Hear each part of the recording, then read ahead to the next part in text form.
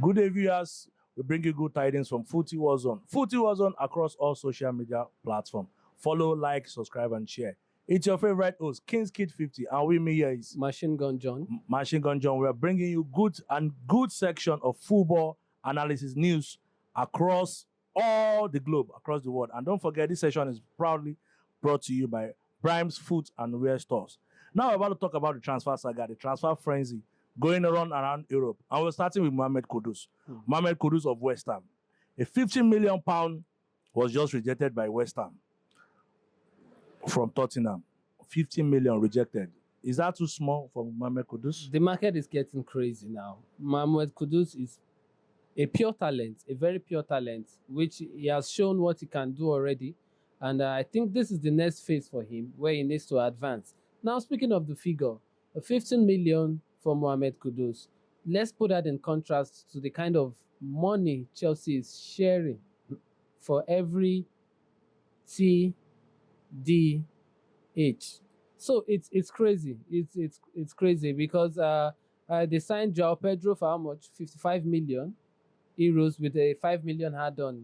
I stand to be corrected. So for that kind of figure for João Pedro, you should expect that Mohamed Kudus should exceed that a little bit. And the market now is crazy. I understand the point of West Ham. Losing your star man to a fee where you cannot even use the fee to get a half-decent replacement in today's market. I believe they would want up to £80 million to have anything happen on the transfer with Mohamed Kudus. Well, still on Mohamed Kudus, where I feel £50 million is too small. Talking of today's transfer value, today's transfer market value. Because if a player like Florian Wirtz from the German league goes for £116 million, you agree with me that Kudus at least should be around that range of 80 million and 75 million. So I feel Spurs will advance the deal, but I don't see Spurs paying 80 million pounds, so to speak, for Mohamed Kudus. Well, they're in the Champions League. They don't have much choice. You can see where their current team led them to last season. They need to cough out the money to have any chance to compete. Also to take into consideration, the new format of the Champions League is quite different now. It's a league. It's no longer a cup. So there's so much to do. And you can meet yourself at a very crazy southern position in no time. So I think they need to cough out the money. And I think they will. They would reach out. They will get something. Might be in installments, but I think the deal will not be less than 80 million. I don't see it's less than that. Yeah. Speaking of Tottenham and Mohamed Kudus, they've gotten a new coach now in the person of Frank. And this Mbeumo saga, there's this thing going on Mbeumo. We thought Mbeumo is going to Manchester United. Manchester United have been on this deal, but they've been back and forth on this Mbeumo saga. And Tottenham might just snatch this Mbeumo from Manchester United, because I'm not saying Manchester United as a club that is serious with this Mbeumo. Maybe I probably feel personally, this is just my personal opinion, I feel because Mbeumo is an African player, but considering the fact that by December, Mbeumo will be playing AFCON, will be going to the AFCON. So maybe probably they are weighing up their options and going for another player, or because this back and forth is too much. And it would be a big blow if Mbeumo eventually ended up as Spurs. Or what do you think? Okay, speaking about Tottenham and Frank, frankly speaking, I don't see the hype around Mbeumo. I feel the hype is a little bit too much, because he is a decent player at best. That's what I think. He's a decent player at best, and the likes of Mbeumo would perform very well at a club of the current club he is, the level of the current club he is. I don't think he's a star man, someone that can get to a big club and actually stand out. We've seen this over and over again in the Premier League, where you get a player from a striker from Crystal Palace that was doing very well, then he can't perform at the Man U. Oh, sorry, Man U is now at the same category with Crystal Palace. He can't perform at the level of the Man City and co. So you understand, there are some players that they flourish at that middle level, but in the grand stage they may not. So I really don't see, and I don't think Frank also is going to be very much interested in that. I feel a player like Mbeumo should be in a small club like Man U. They match, and I think it's a level up to what they have already. So I think it's going to be a good match. Let Mbeumo just go to his Man U and enjoy Man U. Okay, speaking of small club, so you are tagging Man United a small club. Looking at the transfers they've been making, they're out of Europe. They finished 15th. Uh, you would fancy all these players, the good players in smaller clubs, they would fancy a transfer to Man U because the money is good, they can afford to pay, and they are also not ambitious. So why not? There's no pressure on you to win the league if you sign for Man U. There's no pressure on you to finish top four if you sign for Man U. So it's a good club. Myself, I would prefer to sign for Man U than any other club. If I was in a lower league, a lower club per se, I would prefer to sign for Man U because it's free money, it's good money with no pressure on you to perform. So I understand the thinking of Mbeumo also. I don't think he's going to consider. He has said it. He has said it previous times. We've had reports rather that Mbeumo has said he has chosen Man U or no other club. You can get his thinking from there. He's going to a club that can pay very well with no pressure on him. So I feel he would not consider the Tottenham deal if Man U is still knocking. All right, I'll take that. If you say Man U is a big club, it's just unfortunate for Man U fans telling them Manchester United is a small They club need to now. wake up to that reality. I think they need to wake up to that reality, really, because for a club of that caliber, of that history, finishing 15th in the league, I think The league is not a cup. The league doesn't lie. It shows you your effort. It shows you everything at the end of 38 matches. It doesn't lie. It's possible for you to have a slip up during the season, like we saw with Man City. That's not the saying, form is temporary, class is permanent. You saw what happened to Man City at the middle of the league. The ship failed.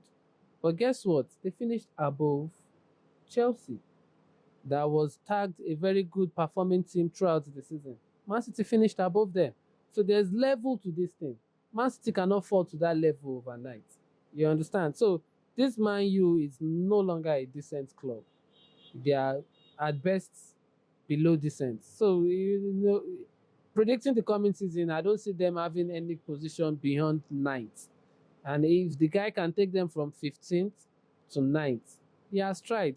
It's a good performance, and they just need to wake up to that reality that see they are now at the level where they need to support a top team.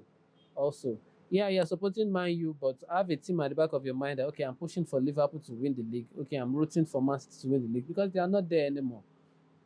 okay. Still on the Premier League, we're looking at the news flying around. The report has it that Viktor Gyökeres has just said yes to Arsenal.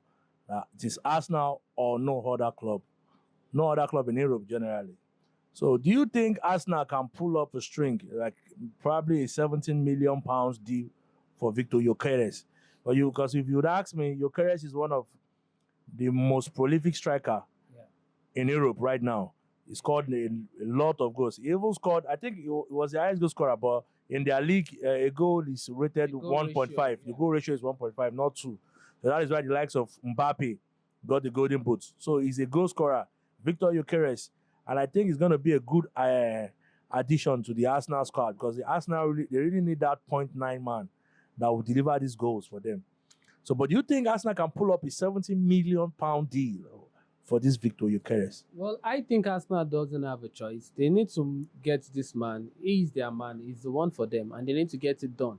Because the coming season, it might be very difficult for them to finish second as their goalies, because the likes of Chelsea are high in that position, and probably we have Man City to also contend with. And so we all know how much Arsenal love to get at least the second position. So it's important for them to get their man to be able to get up to that position because it's tricky. Their squad now is looking funny and thinner, and they need the goals. You can see what happened last season. They had to use Mikel Merino, which he did well as a false nine, but the goals needs to start coming in, and Gyökeres is someone that can give him the goals. But I would also like to take into consideration the issue with Darwin Núñez. We all know what he did in the Portuguese league. before moving down to the Premier League. He was maybe not as prolific, but he was also very prolific in the Portuguese league. And he came to the Premier League and could not replicate that. You could argue game time, you could argue injuries off and on, but the fact remains that he was not able to replicate that. And I think that's also going to be a fear on the mind of Arsenal getting Gyökeres. But we can see how he performed well in European competitions also.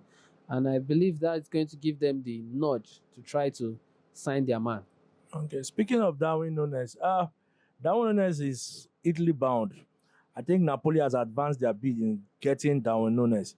But with this recent loss to the Liverpool's backup striker in the person of Diogo Jota, may his soul rest in peace. It's a sad one for football. And the Footy Warzone team, we say our condolences. We send our condolences to the family of Diogo Jota. It's a very hard one for them because it's a very hard one for anyone. The football family, his family, the children, the wife, the mother, is a sad one. But away from that, looking at what just happened, the recent incident, do you think Liverpool will still go ahead in selling Darwin Núñez, or would they retain Darwin Núñez and get one more striker? Because presently, as it is, Liverpool has no recognized top 9. Jota is gone. Darwin Núñez is Italy bound, most likely Napoli. Do you see Liverpool adding a 9 to their squad this summer? Okay, firstly, aside having a swap deal, I don't think Napoli can actually cough out the asking price of Liverpool, because Liverpool had 70 million rejected in January from a Saudi club, and I don't think they would want to reduce the valuation for Darwin Núñez beneath the 70 million they rejected earlier this year. So I don't think Napoli can cough that out for Darwin Núñez, and I don't think Liverpool are ready to board. So I really don't see that transfer happening unless one way or the other a swap deal is involved with the like of Viktor Osimhen. And if that doesn't work out, it's going to be a tricky one. Also, the striker situation in Liverpool now is very, very tricky. It's a very tricky one for Liverpool. We know the Liverpool coach and the slot to be a no-nonsense man. I think he has had his time up with Darwin Núñez, and he would definitely want to get someone else. But I don't see Liverpool getting 2 nines in this transfer window. Now the Liverpool squad has some forwards, the likes of Gakpo, that they can use to play a false 9, likes of Luis Diaz also to function as a false 9. And I think he's going to ship out Darwin Núñez and get a striker, then also be able to rotate the forward men in the forward position. And we have the likes of Elliott also that can also come in, which is also subject to some transfer because he has said he would like to move out.